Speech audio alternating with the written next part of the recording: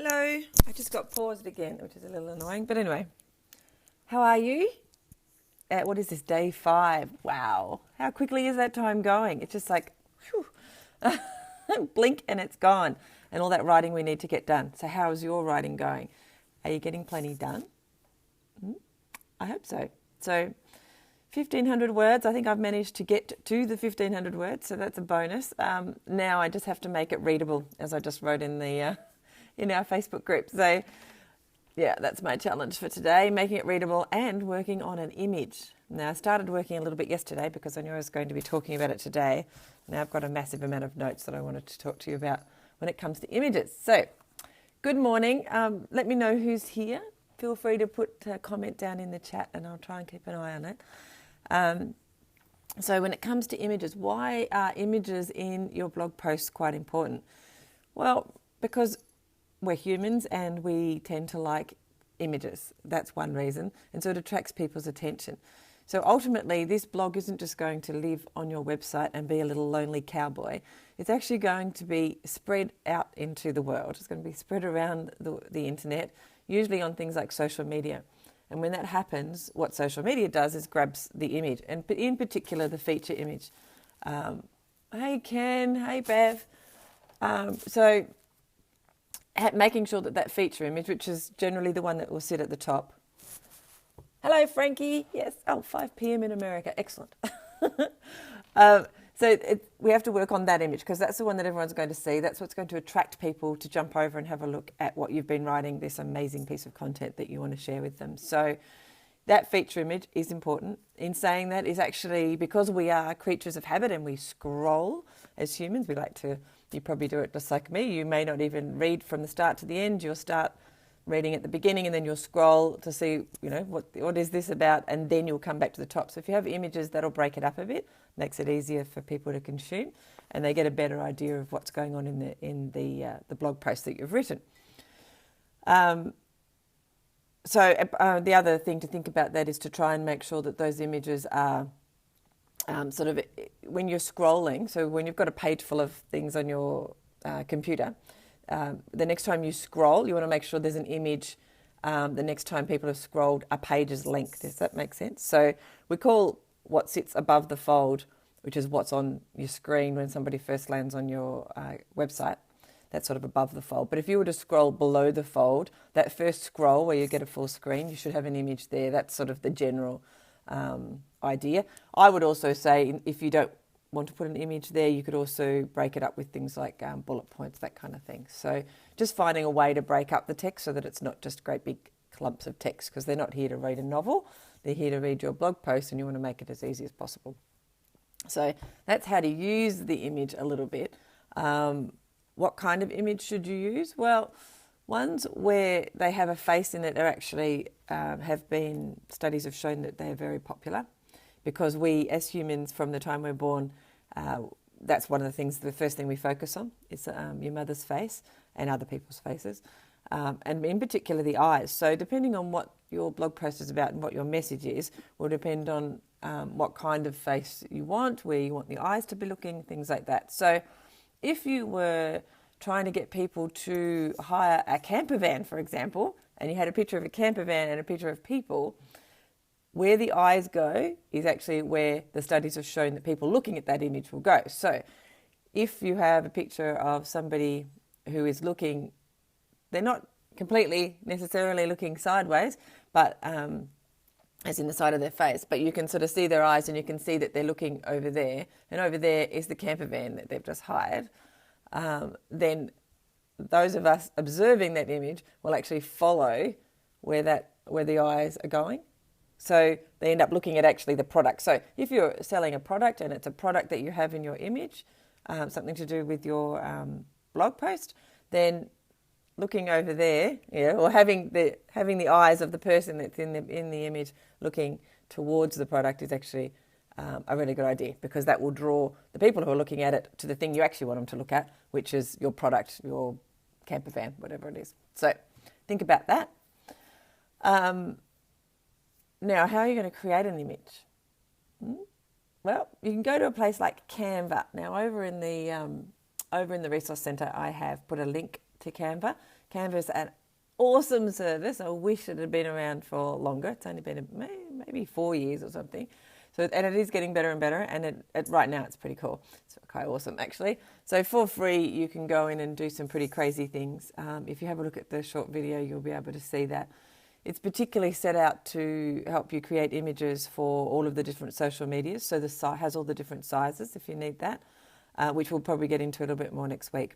We'll use that in order to create an infographic and a couple of other images.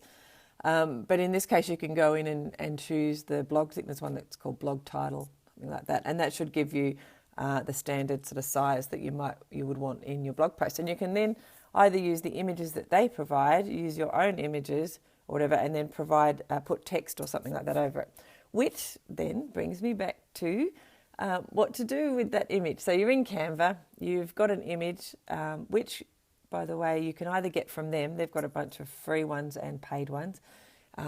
You could use your own image, especially if you're taking lots of images. And I would suggest that that smartphone that's in your pocket is the best camera that you have, mostly because it's with you everywhere. So the best camera you have is the one that you're using. And most of us don't carry our big SLRs around with us because they're heavy and chunky. And then by the time you get it out and go to take the picture, the moment's gone. So most people these days actually take a lot of pictures with their smartphones. I'm certainly guilty of that every day. And if you're going to do lots and lots of this kind of thing online, then taking lots and lots of photos with your smartphone is actually a really good idea, because it gives you a unique advantage in a way to be able to use your unique images. So sometimes even, the picture of a streetscape, which, may not seem like a great picture because it's just a streetscape, might fit in perfectly well with the particular blog post that you have in mind. So you see what I mean? So because then you could put some text over it. Which then takes me to what are you going to do with that image? So you've got an image. You could have got it from, say, Canva. It could be yours. Actually, there are a bunch of free ones as well. I'll put those up too. Pixabay is one of the ones that I use a fair bit. You just have to make sure any images that you use, you do have permission. Just need to put that out there, that you're not using images that have some kind of copyright on them. So, well, if you take them, you know that it's yours, so that's one thing. But there are also a bunch of places now on the web where you can access what they call Creative in Commons that give you permission to use it on a commercial basis. And I'll put some of those links up in the resource area. So on that image, because this image is going to be shared a fair bit, so that people can share your blog post, in order for people to know whether they're going to be that interested in what's in your blog post, having the blog title in some way on your blog post is a really good idea, especially if you've worked on your blog title like we talked about yesterday. Then that's going to attract people as well. So not only will the image attract people, but the actual title that's written over the image will also attract people. And putting a title on your image is really easy in Canva, which you go and have a look at and see if you have a look at that tutorial. The other thing I would suggest is you put your logo, but don't make it too, obtrusive. Sort of don't splash it over everything because it kind of breaks it. But just put it somewhere in one of the corners or something, so it's there. If people pay too much attention, pay a little bit of attention, I should say, then they will notice that it is your image, and they'll see it's a big part of branding who you are. Now, talking about branding, when you're creating these images, it's actually a good idea at some stage to develop a brand or a style, I should say, a style of your own with these images, because it will be very consistent then. And so as you go on and create more and more blog posts and people are sharing them on the web, it becomes, I know, I can tell that's a Mission Mojo image or post about something, because she has a particular circle that she puts everywhere, which isn't actually what I do, but I know a couple of people who do. So it's that kind of being consistent in some way, whether it's if you're going to always put your title in, which I suggest you actually do, maybe you decide to put it in a circle or a transparent square, or you do something that it becomes a consistent thing, so that it is a part of branding, and when people see it, they sort of know that that's you. And then if you see it on your website as well, it also give it consistent look and feel. So that's one thing. You don't have to do that, but that's something to think about. I've already talked about putting images. The actual size, if you're not using something like Canva where the size has already been done for you, a general rule of thumb for your, especially the feature image for your blog post, is to make sure that it is twice as wide as it is tall, because then when you share out into the various social medias, they do a little bit of squishing and stuff for you anyway in that when you do that. So if it is too tall and skinny, the social medias tend to chop off the tops and bottoms, and they all of a sudden this fantastic image you created has been turned into something odd and not at all what you want. So just think about that. Most of you will probably use Canva now, so you'll be able to, that won't be a problem because they'll always be a consistent size, which is of course wide and not tall. Now what else? I've got a whole bunch of notes here that I've written, and some of them go sideways. I thought I was only going to write 2 or 3 points, and then all of a sudden I have lots of them. I've got your unique pictures, it got using a couple. I think I've covered most of the things. Does anyone have any questions about images and how to use them, how to create them, where to get them from, that kind of thing? They are pretty cool. It's actually fun. I quite like writing, but I really like playing with the images. They're fun. Although you can be a big hole where you can be sucked down into playing with images all day long and not actually producing any content. So you have to be a bit careful with that.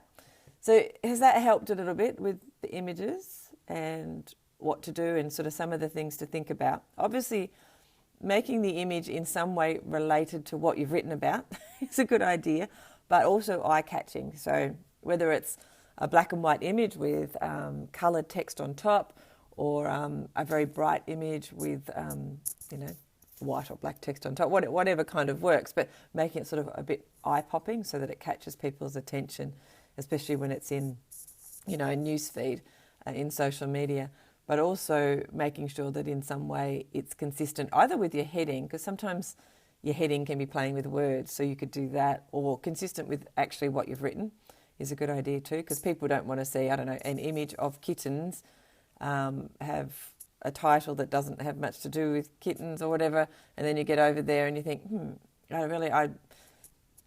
this image and this title isn't consistent with what they're actually going to read in your blog post. So just making some sort of consistency. Now, what has Ken got? How many images should we use when we have it? So I would suggest that the images, it just depends on how the flow of your blog post is when it comes to breaking up the text. So at least trying to have some way to break up the text with every screen of text.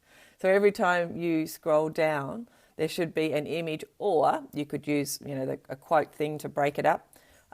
So when I say that, you could just grab a quote out of your text and turn it in italics, give it some speech marks, make it a little bit bigger, maybe a heading too, and put some space around it, and suddenly you've sort of created a bit of air around in your blog post. Or you can be using bullet points, things like that, or use images. So it really just depends on how you want to break it up. So they don't have to be images.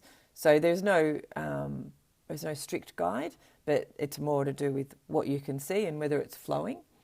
The other thing you do need to think about, although in this day and age, and if you're using Canva, it's not as important, but you would know, Ken, the size of your images. So you want to make, and I don't mean the physical size when you look at it, but the size, the pixels. So you don't want it to load slowly, because Google actually penalises websites that load slowly. So if your image is, say, straight off a digital camera, and you haven't run it through something like Canva to put a text on it or something, then it will load very slowly.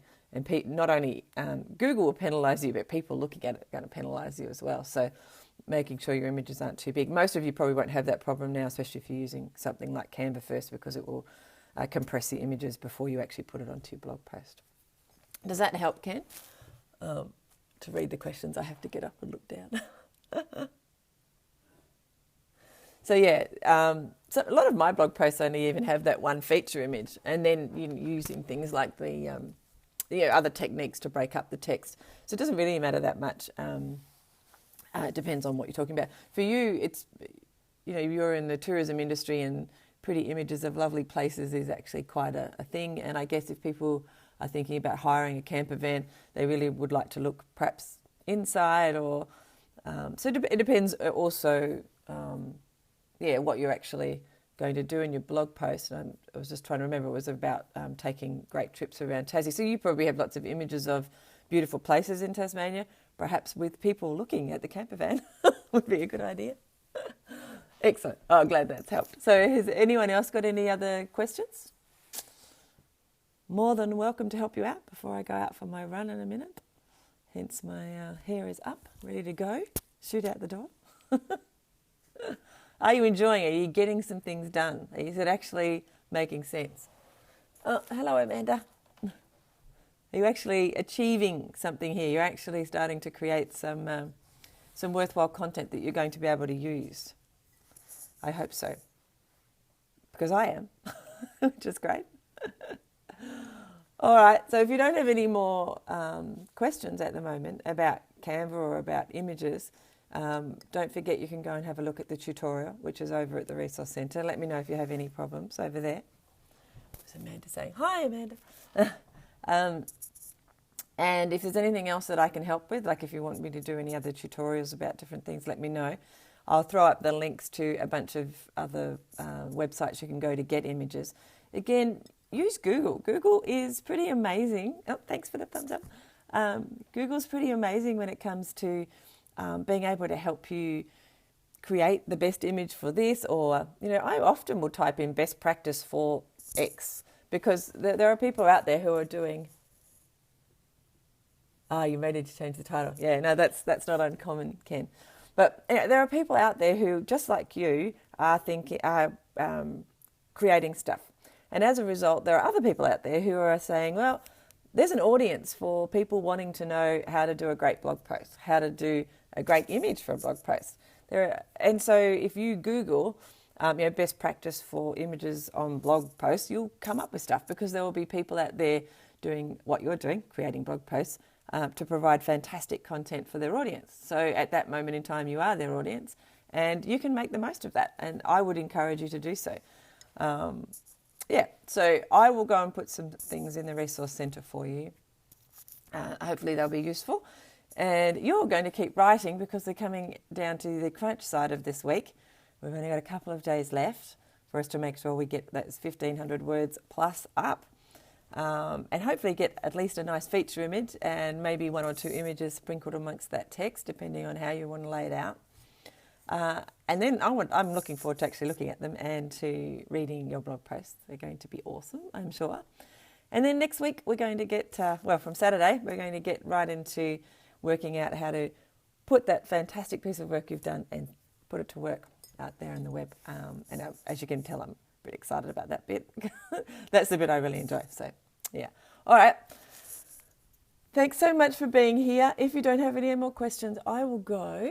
So in case it starts raining again, we've had so much rain on and off here that my running's been curtailed a bit. It's actually easy to run in the rain once you're running, but it's hard to step out into the rain. So I've been a bit of a wuss. So I need to go and run. All right. Take care. Thank you for being here. I'll whack this video up for you before I go. And I'll see you tomorrow at this time. So thanks for being here. Bye.